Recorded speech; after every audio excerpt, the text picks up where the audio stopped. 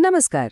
ચાલો આજે એક એવી સફર પર નીકળીએ જ્યાં આપણે જીવનને હસતા મુસ્કરાતા કેવી રીતે જીવવું એ શીખીશું. આ આખી વાત પંડિત શ્રીરામ શર્મા આચાર્યજીના પુસ્તક હસતી હસાતી જિંદગી જીએ પર આધારિત છે. તો ચાલો આ આનંદી સફરની શરૂઆત કરીએ. આ પુસ્તક ખરેખર આનંદ અને સંતોષથી ભરેલું જીવન જીવવાના કેટલાક ઊંડા રહસ્યો ખોલી આપે છે. શરૂઆત એક સવાલથી કરીએ.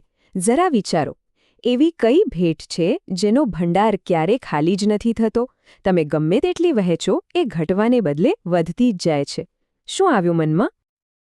જી હા, એ ભેટ છે ખુશીની, એક સ્મિતની.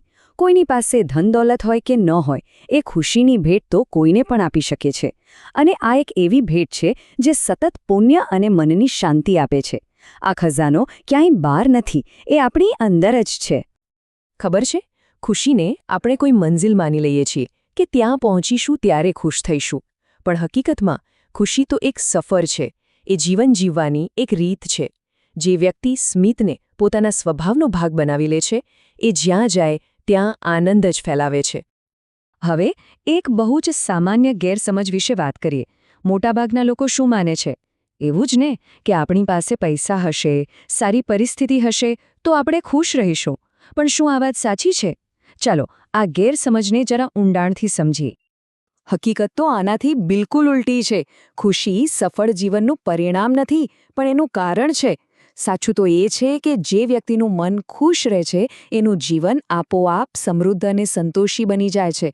આપણી ખુશી બહારના સંજોગો પર નહીં, પણ અંદરની માનસિકતા પર આધાર રાખે છે. તો પછી જે લોકો હંમેશા ગુસ્સામાં, ચિંતામાં કે દુઃખમાં રહે છે, એનું કારણ શું? મોટાભાગે એ બહારના સંજોગો નથી, પણ એમના અંદરના સ્વભાવની, એટલે કે માનસિક પરિપક્વતાની કમી છે. જે લોકો અંદરથી સંતુલિત હોય છે, એ ગમે તેવી પરિસ્થિતિમાં પણ આનંદ શોધી જ લે છે. અને આવા સંતુલિત લોકો મુશ્કેલીઓ આવે ત્યારે પણ પોતાનો આનંદ નથી ગુમાવતા. ઇતિહાસમાં આવા અદ્ભુત ઉદાહરણો ભરેલા પડ્યા છે. ચલો એમાંથી અમુક વાતો સાંભળીએ. જેમ કે એકવાર મહાન ફિલોસોફર સોક્રેટિસના પત્ની બહુ જ ગુસ્સામાં હતા. એમણે સોક્રેટિસ અને એમના મહેમાનો પર ગંદા પાણીની આખી ડોલ ઠાલવી દીધી. હવે આવી સ્થિતિમાં કોઈ પણ ગુસ્સે થઈ જાય, પણ સોક્રેટિસે શું કર્યું? એમણે હસીને કહ્યું, મેં સાંભળ્યું હતું કે જે વાદળો ગરજે છે એ વરસતા નથી, પણ આજે તો ગરજવાની સાથે વરસી પણ રહ્યા છે.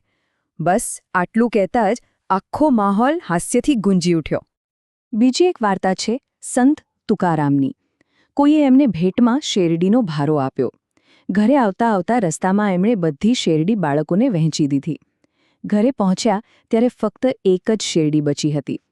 એમના પત્ની આ જોઈને ગુસ્સે ભરાયા અને એ છેલ્લી શેરડી તુકારામની પીઠ પર મારીને તોડી નાખી. પણ તુકારામ તો શાંત જ રહ્યા. એમણે હસીને એ તૂટેલી શેરડીના 2 ટુકડા ઉઠાવ્યા અને એક ટુકડો પત્નીને આપતા કહ્યું, લે, ભગવાનની કૃપાથી તારે 2 ટુકડા કરવાની મહેનત પણ ન કરવી પડી. એમના આ પ્રેમે પત્નીનો બધો ગુસ્સો પળવારમાં ઓગાળી દીધો. તો આપણે જોયું કે ખુશ રહેવું કેટલું શક્તિશાળી છે. પણ એની બીજી પણ એક ખાસિયત છે. આનંદી સ્વભાવ છે ને, એ ચુંબકની જેમ કામ કરે છે. એ સારી બાબતોને અને સારા લોકોને પોતાની તરફ ખેંચે છે. આ વાતને એક સુંદર ઉદાહરણથી સમજીએ. જેમ એ ખીલેલો ફૂલ ભમરા અને પતંગિયાને કુદરતી રીતે પોતાની તરફ આકર્ષે છે, બસ એ જ રીતે એક હસતો ખુશમિજાજ ચહેરો લોકોને પોતાની તરફ ખેંચે છે. એનામાં એક કુદરતી આકર્ષણ હોય છે. અને આવું કેમ થાય છે? કારણ કે ખુશીની જરૂર તો આ દુનિયામાં દરેકને છે. હાસ્યનો આનંદ સૌને ગમે છે. એટલે જ જે વ્યક્તિ ખુશીઓ વહેંચે છે એની પાસે મિત્રો, સમર્થકો અને ચાહકોની ક્યારેય કમી નથી રહેતી. લોકો એની તરફ એમ જ ખેંચાઈ આવે છે જેમ ગ્રાહકો મીઠાઈની દુકાન તરફ ખેંચાય છે. આવી જ હાજર જવાબીનું એક બીજું ઉદાહરણ છે પૂર્વ મુખ્યમંત્રી નંબુદિરીપાદનું. એમને બોલવામાં થોડી તકલીફ પડતી, તેઓ તોતડાતા હતા. એકવાર કોઈએ એમને પૂછ્યું, શું તમે હંમેશા તોતડાવો છો? તો એમણે હસીને તરત જવાબ આપ્યો, ના, ફક્ત જ્યારે બોલું છું ત્યારે જ. જુઓ, કેટલી સહજતાથી એમણે એક અજીબ સવાલને હળવાશથી લઈ લીધો. સારું, તો અત્યાર સુધી આપણે એ સમજ્યું કે ખુશ રહેવું શા માટે જરૂરી છે અને એના ફાયદા શું છે.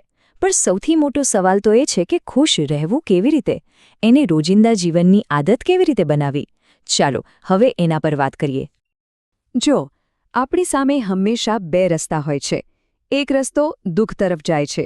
એ રસ્તા પર આપણે આપણી મુશ્કેલીઓ, આપણી પાસે શું નથી અને બીજા લોકોમાં શું ખામીઓ છે બસ એ જ જોયા કરીએ છીએ. અને બીજો રસ્તો ખુશીનો છે. આ રસ્તા પર આપણે આપણી પાસે જે છે એના માટે આભારી રહીએ છીએ, બીજામાં સારું જોવાનો પ્રયત્ન કરીએ છીએ અને પોતાની સરખામણી એવા લોકો સાથે કરીએ છીએ જેમના કરતાં આપણી સ્થિતિ સારી છે. પસંદગી આપણી છે. તો ચાલો કેટલીક પ્રેક્ટિકલ ટિપ્સ જોઈએ.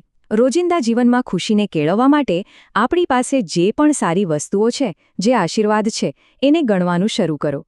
ભવિષ્ય વિશે હંમેશા ઉજ્જવળ અને આશાસ્પદ વિચારો. બીજાઓ માટે મનમાં સારો ભાવ રાખો અને સૌથી જરૂરી હસવાની અને સ્મિત કરવાની આદત પાડો. સમજી લો કે સ્મિત એક દૈવી ગુણ છે. એક વાત હંમેશા યાદ રાખજો, હાસ્ય ફક્ત મનને જ હળવું નથી કરતું, એ શરીરને પણ સ્વસ્થ રાખે છે. એ પોતાના માટે અને બીજાઓ માટે એક અમૂલ્ય ભેટ છે. હાસ્યને તો એક એવો દૈવી ગુણ કહેવાયો છે જે જીવનને લાંબુ અને સુંદર બનાવે છે. તો આ આખી વાતનો સાર એટલો જ છે કે સાચી સંપત્તિ પૈસા કે વસ્તુઓમાં નહીં, પણ જીવનને હસતા હસતા જીવવાની કળામાં છે. અને એ ખુશીને ફક્ત પોતાની પાસે નહીં, પણ બીજાઓ સાથે વહેંચવામાં છે. આ એક એવી કળા છે જેને આપણે સૌ શીખી શકીએ છીએ અને અપનાવી શકીએ છીએ.